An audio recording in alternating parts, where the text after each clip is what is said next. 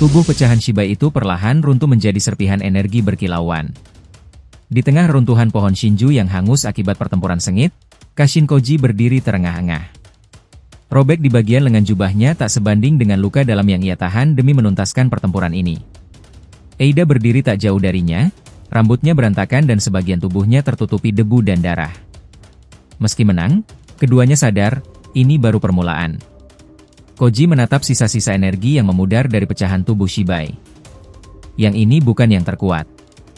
Tapi gerakannya sudah nyaris menembus batas dimensi. Kalau dia bisa melakukannya, berarti yang lain jauh lebih berbahaya. Eida mengangguk, wajahnya serius. Dia menyebut dirinya Namikage, pecahan waktu. Dia hampir mengurung kita dalam loop dimensi. Kalau bukan karena kau melukai stempelnya di awal, kita mungkin sudah terjebak selamanya. Koji mendengus. Takdir bisa dibengkokkan, tapi hanya jika kita cukup keras kepala untuk melawannya. Tiba-tiba, getaran besar mengguncang tanah. Dari bawah akar-akar Shinju yang membusuk, sebuah cahaya keunguan muncul, menyebar seperti darah menyusup ke tanah. Koji dan Eida bersiap, namun yang muncul bukanlah lawan baru. Melainkan Boruto. Dengan mata Jougan menyala tajam, dan sebagian tubuhnya berpendar energi biru keemasan dari pengaruh sel Shibai, Boruto berdiri di antara mereka. Kalian berhasil. Kami berhasil bertahan, jawab Eida sambil menyeka darah di pipinya. Tapi Shinju ini bukan cuma pohon. Ini semacam pusat resonansi untuk kehendak Shibai. Boruto mendekat, menatap bekas pertempuran. Namikage sudah hancur. Tapi aku bisa merasakan 11 lainnya masih bergerak. Mereka seperti roh, masing-masing membawa satu bagian dari kehendak Shibai. Waktu, kehendak, ilusi, realitas, kematian, ruang, pikiran, genetik, takdir, emosi, dan kekosongan. Koji mencibir. Jadi kita baru menjatuhkan satu dan 11 lainnya bisa jadi sedang menyusun ulang jalur masa depan? Boruto mengangguk pelan. Dan satu di antaranya, yang mengendalikan kekosongan, sudah mulai bergerak ke pusat dimensi. Jika dia berhasil, semua realitas akan runtuh jadi satu dan kehendak Shibai akan bangkit, bukan sebagai makhluk, tapi sebagai sistem alam semesta. Eida tiba-tiba menegang. Tunggu, kalau dia menguasai pusat dimensi, berarti segel terakhir, yang kita tahan tadi, akan terbuka dengan sendirinya, potong Koji, ekspresinya memburuk. Kita harus kembali ke tempat segel itu. Namun saat mereka bersiap untuk berteleportasi, angin kencang muncul dari celah dimensi. Suara tawa samar terdengar, menyayat udara seperti bisikan maut. Dari dalam pusaran kegelapan, muncul sosok wanita bersayap, tubuhnya dikelilingi kelopak hitam berputar yang tampak seperti mahkota. Sudah cukup kalian bermain dengan waktu, ujarnya lembut namun tajam. Namaku Nishia, pecahan dari kehendak Shibai, penguasa kekosongan dan malam tanpa akhir. Boruto memajukan kakinya.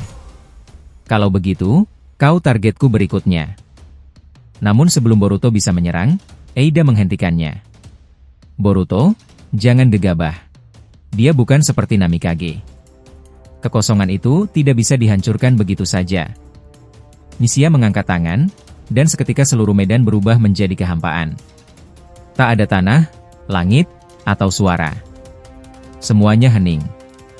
Ruang dan waktu seperti dihapus. Mereka bertiga kini berdiri dalam dunia Nishia, domain kosong tempat hanya kehendak Shibai yang berlaku. Koji memejamkan mata. Kalau ini kekosongan, kita tidak bisa memakai cakra seperti biasa. Boruto mengepalkan tinjunya. Tapi dari dalam tubuhnya, cahaya baru muncul. Cahaya yang bukan dari cakra, bukan dari Jougan, dan bukan dari sel Otsutsuki. Melainkan, dari ingatan. Dari kehendak. Dengan suara mantap, ia berkata, kalau kau penguasa kehampaan maka aku adalah pewaris harapan. Dan dengan itu, tubuh Boruto menyala dengan energi putih bercahaya, bentuk baru Jougan menyatu dengan pola energi Shibai yang kini terkendali dalam dirinya. Sebuah rasengan lahir, tapi kali ini tak berputar, melainkan memadat seperti bintang mini. Koji dan Eida pun mulai menemukan cara untuk mengakses kekuatan mereka dari pikiran dan niat, bukan cakra. Dalam dunia Nishia, hanya kehendak terkuat yang bisa tetap eksis. Pertarungan pun pecah dalam sunyi yang menghentak jiwa. Tiga kehendak menentang kehampaan. Dalam tarian cahaya dan bayangan, takdir kembali ditulis dengan luka, harapan, dan amarah. Dan di antara mereka, dari jauh, sebuah mata mengawasi. Satu pecahan tubuh Shibai lain tersenyum. Biarkan mereka membakar diri mereka sendiri. Karena dalam akhir segala sesuatu, hanya kehampaan yang akan tersisa. Di dalam kekosongan Nisia, tak ada waktu yang bergerak. Tak ada suara. Hanya kehendak yang bisa membentuk kenyataan. Boruto melangkah maju. Setiap langkahnya menciptakan gelombang cahaya putih, seperti sidik jari yang mengukir ulang realitas dalam kehampaan.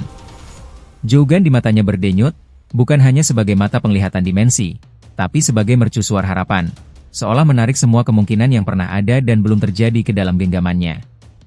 Di hadapannya, Nisia melayang tanpa gerakan. Sayapnya membentang, membentuk lingkaran seperti gerhana yang tak pernah pecah.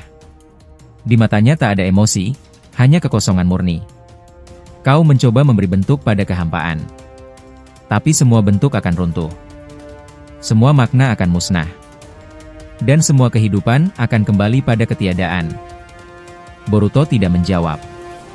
Dia tahu kata-kata bukan senjata di sini. Yang diperlukan hanyalah keyakinan.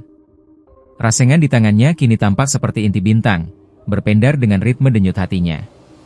Koji dan Eida bertarung di sisi lain domain ini, melawan ilusi dan pecahan realitas yang dipanggil Nisia sebagai penjaga kehampaan. Tapi Boruto tahu, jika ia tidak mengalahkan Nisia sekarang, semua yang mereka pertahankan akan lenyap. Nisia mengangkat tangannya. Gelombang hitam menyapu ruang di sekitar Boruto, menghapus serpihan eksistensi dengan sentuhan kosong.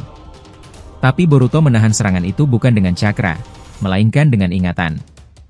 Guru, Sarada, Himawari, Ayah, gumamnya, dan seketika, cahaya putih meledak, menciptakan bentuk-bentuk ingatan yang hidup. Bayangan Naruto tersenyum, Himawari kecil berlari memeluknya, dan Sarada yang menatapnya dengan kepercayaan mutlak.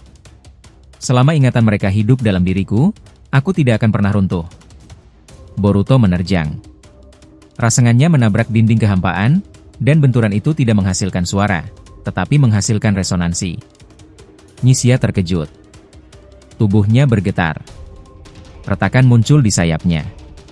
Kau menulis ulang kehampaan, dengan harapan, gumamnya, untuk pertama kalinya menunjukkan ekspresi gentar. Boruto menoleh padanya, matanya bersinar. Bukan hanya harapan, tapi masa depan yang belum kau hancurkan. Ia melemparkan rasengan itu langsung ke jantung kegelapan Nisia. Dentuman cahaya menyambar. Tak ada ledakan, hanya perubahan. Domain Nisia mulai pecah menjadi butiran cahaya. Kekosongan berubah menjadi langit berbintang, dan satu persatu, ruang waktu mengalir kembali. Nisia jatuh berlutut. Tubuhnya mulai memudar.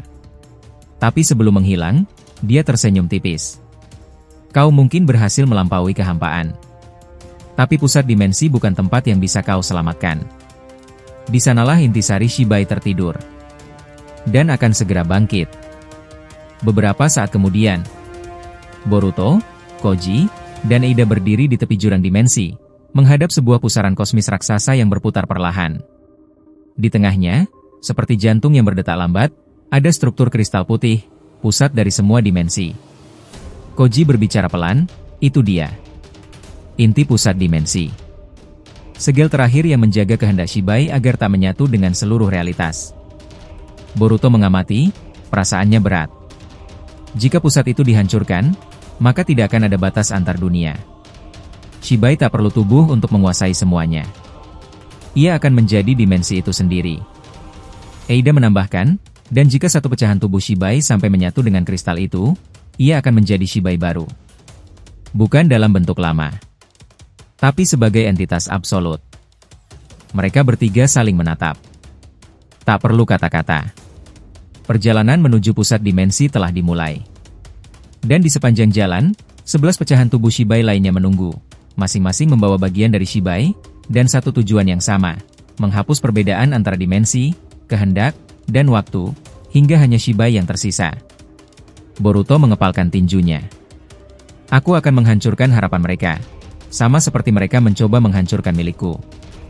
Dan dengan itu, mereka melompat ke dalam pusaran dimensi, menantang takdir sekali lagi.